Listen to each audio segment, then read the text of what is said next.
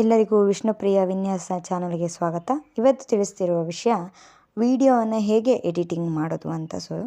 ಇವತ್ತು ವಿಡಿಯೋನ ಎಡಿಟಿಂಗ್ನ ನಾನು ಇನ್ಶಾಟ್ ಅನ್ನೋ ಆ್ಯಪನ್ನು ಮೂಲಕ ಮಾಡ್ತಿದ್ದೀನಿ.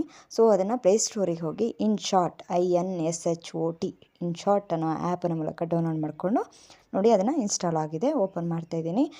ಅದರಲ್ಲಿ ವೀಡಿಯೋಸ್ ಅನ್ನೋದನ್ನು ಕ್ಲಿಕ್ ಮಾಡ್ಕೋಬೇಕು. ನೀವು ಅಂತ ಕೊಡ್ತೀನಿ. ನೀವು ಅಂದರೆ ನೀವು ಯಾವ ವೀಡಿಯೋಸ್ ಬೇಕು ನಿಮಗೆ ಎಡಿಟ್ ಮಾಡ್ತೀರಾ ಆ ವಿಡಿಯೋನ ಸೆಲೆಕ್ಟ್ ಮಾಡ್ಕೋಬೇಕು. ನೋಡಿ, ಸೆಲೆಕ್ಟ್ ಆಗಿ ಬಂದಿದೆ.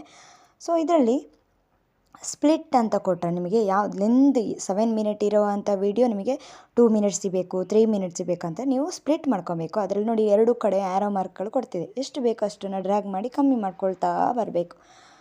ಇದಾದ ನಂತರ ಇದರಲ್ಲಿ ನಿಮಗೆ ವೀಡಿಯೋಸ್ಗಳು ಕಮ್ಮಿ ಆಗುತ್ತೆ. ಮತ್ತೇನು ಮಾಡ್ಬೋದು ಅಂದರೆ, ಸ್ಪ್ಲಿಟ್ ಮಾಡಿದಂಥ ವೀಡಿಯೋ ನಿಮಗೆ ಬೇಡವಾಗಿತ್ತು ಅಂತಾದರೆ ಅದನ್ನು ಸೆಲೆಕ್ಟ್ ಮಾಡಿ ಡಿಲೀಟ್ ಕೂಡ ಮಾಡ್ಕೊಬೋದು. ಇಷ್ಟೇ ಅಲ್ಲದೆ ಇದಕ್ಕೊಂದಷ್ಟು ಬ್ಯಾಕ್ಗ್ರೌಂಡ್ಗಳನ್ನ ಕೊಡಬೇಕು, ಮತ್ತು ಅದನ್ನು ಕೂಡ ಮಾಡ್ಬೋದು. ಸೆಲೆಕ್ಟ್ ಮಾಡ್ಕೋಬೇಕು, ಬ್ಯಾಕ್ಗ್ರೌಂಡ್ ಕೊಡಬೇಕು.